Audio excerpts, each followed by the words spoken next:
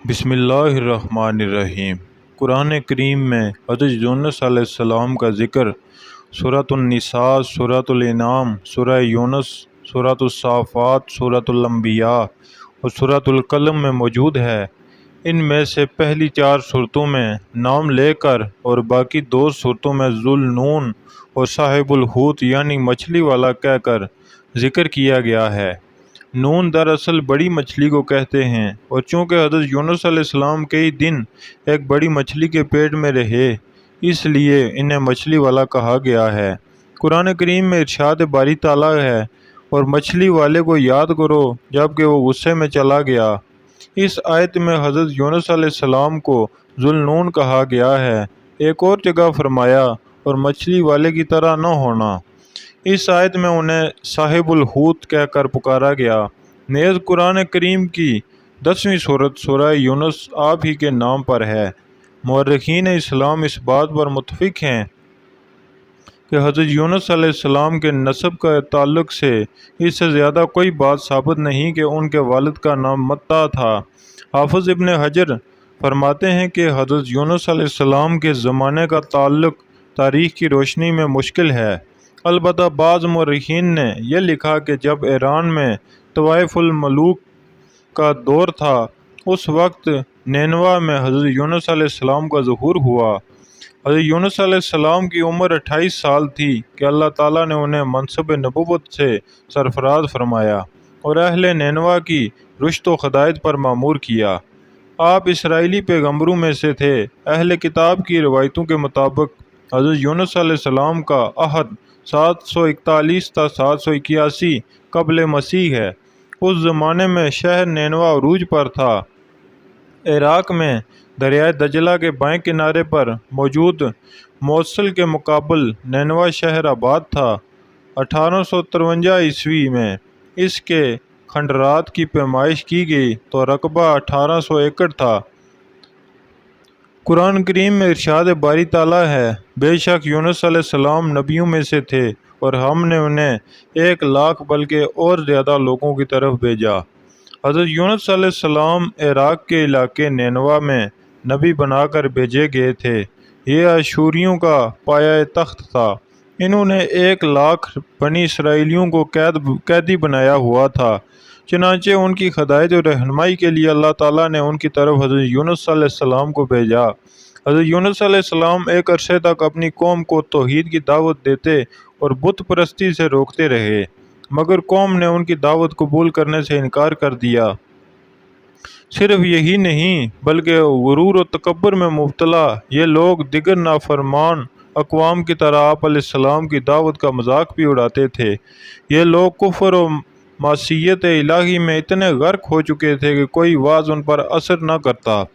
حضرت یونس علیہ السلام کی کوئی دلیل ان کے لیے کارگر ثابت نہ ہوتی۔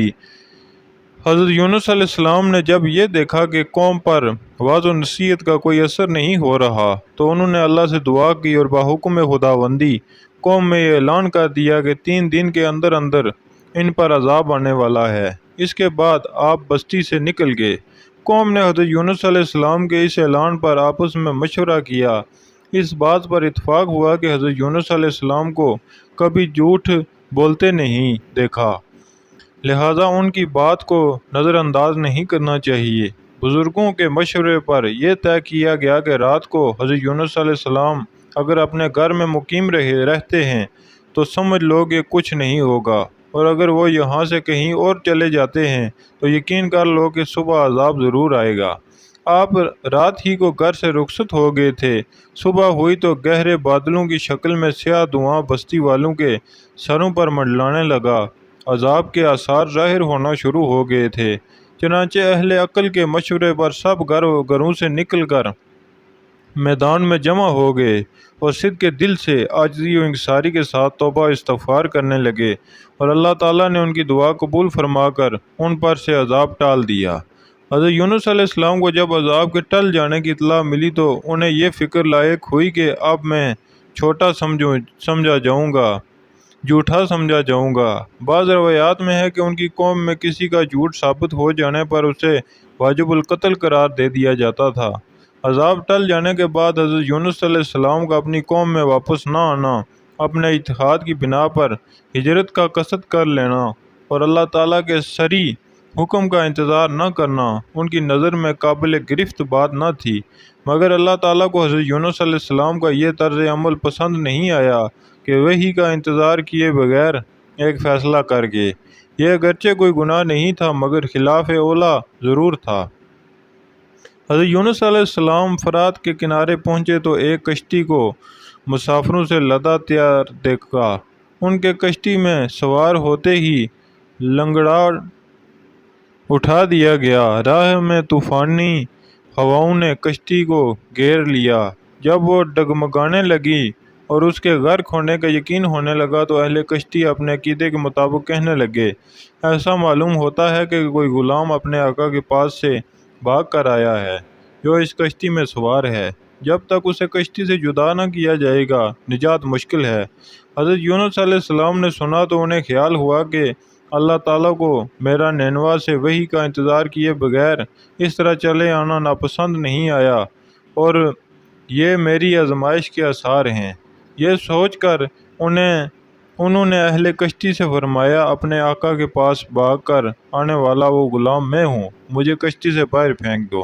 مگر ملا اور اہل کشتی ان کی پاک بازی سے اس قدر متاثر تھے کہ انہوں نے ایسا کرنے سے انکار کر دیا اور آپس میں یہ طے کیا کہ قرعہ اندازی کی جائے۔ چنانچہ 3 مرتبہ قرعہ اندازی کی گئی اور ہر مرتبہ حضرت یونس علیہ السلام کے نام ہی پر قرعہ نکلا۔ تب مجبور ہو کر انہوں نے حضرت یونس علیہ السلام کو دریا میں ڈال دیا یا وہ خود دریا میں کود گئے۔ اسی وقت اللہ کے حکم سے انہیں ایک مچھلی نے نگل لیا۔ مچھلی کو صرف نگل لینے کا حکم دیتے ہوئے فرمایا تھا کہ صرف نگل لینے کی اجازت ہے۔ حضرت یونس علیہ السلام تیری غذا نہیں ہے، اس لیے ان کے جسم کو مطلق گزر نہ پہنچانا۔ حضرت یونس علیہ السلام نے جب مچھلی کے پیٹ میں خود کو زندہ پایا تو بارگاہ الہی میں اپنی اس ندامت کا اظہار کیا کہ وہ وحی کا انتظار کیے بغیر، اللہ تعالیٰ کی اجازت لیے بغیر اپنی قوم سے ناراض ہو کر نینوا سے نکل آئے۔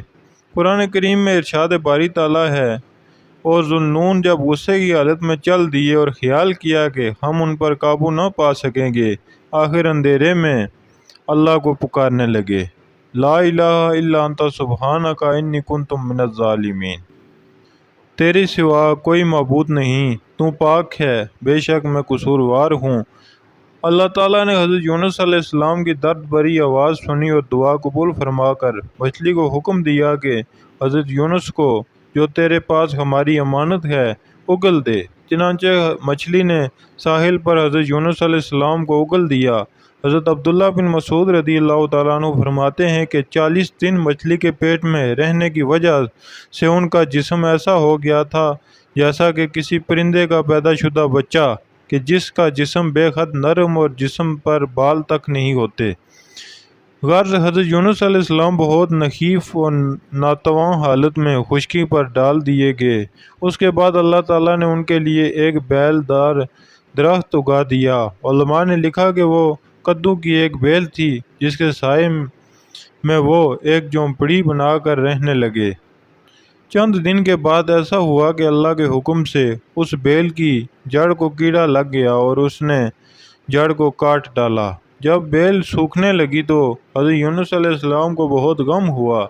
تب اللہ تعالیٰ نے وحی کے ذریعے انہیں مخاطب کرتے ہوئے فرمایا، یونس تمہیں اس بیل کے سوکھنے کا بہت رنج ہوا ہے جو ایک حقیر سی چیز ہے، مگر تم نے یہ نہیں سوچا کہ نینوا کی 1 لاکھ سے زیادہ آبادی جس میں انسان بس رہے ہیں اور ان کے علاوہ جاندار بھی آباد ہیں، اسے برباد اور ہلاک کر دینے میں ہمیں کوئی ناگواری نہیں ہوئی ہوگی، اور کیا ہم ان کے لیے اس سے زیادہ شفیق و مہربان نہیں ہیں جتنا کہ تمہیں اس بیل کے ساتھ انس ہے جو تم وحی کا انتظار کیے بغیر قوم کو بدعا دے کر ان کے درمیان سے نکل آئے۔ یہ ایک نبی کی شان کے خلاف ہے کہ وہ قوم کے حق میں عذاب کی بدعا کرنے اور نفرت کر کے ان سے جدا ہونے میں عجلت کرے اور وحی کا بھی انتظار نہ کرے۔ تفسیر ابن جریر میں حضرت ابو ہریرہ سے منقول ہے کہ مچھلی جب آپ علیہ السلام کو لے کر سمندر کی نچلی سطح پر پہنچی تو آپ علیہ السلام نے کچھ آہٹیں سنی۔ دل میں سوچا کہ یہ کیا ہے، تو اللہ تعالیٰ نے وحی فرمائی کہ یہ سمندری جانوروں کی تسبیح ہے۔ تو حضرت یونس علیہ السلام نے بھی یہ تسبیح کی۔ فرشتوں نے آپ کی تسبیح سنی تو بارگاہ خداوندی میں عرض کرنے لگے، اے ہمارے پروردگار، ہم اجنبی زمین سے ایک نحیف و کم زور سی آواز سن رہے ہیں۔ اللہ تعالیٰ نے فرمایا، یہ میرا بندہ یونس ہے، جس سے میرے فرمان کی لغزش ہوئی تو میں نے اسے سمندر کے اندر مچھلی کے پیٹ میں قید کر دیا۔ فرشتوں نے حضرت یونس علیہ السلام کی سفارش کرتے ہوئے کہا، اے ہمارے معبود حقیقی، وہ تو تیرا بہت نیک بندہ ہے جو شب و روز تیرے پاس نیک عمل پہنچاتا ہے۔ فرمایا، ہاں، وہ بہت اچھی تسبیح کرتا ہے۔ پھر اللہ تعالیٰ نے مچھلی کو حکم دیا، ہمارے بندے کو ساحل پر ڈال دے۔ تفسیر ابن جزیر میں حضرت سعد بن مالک رضی اللہ تعالیٰ عنہ سے مروی ہے کہ رسول کریم صلی اللہ تعالیٰ علیہ وآلہ وسلم نے فرمایا کہ جس نے حضرت یونس علیہ السلام کی دعا کے ساتھ دعا کی، اس کی دعا بارگاہ الہی میں قبول ہوگی۔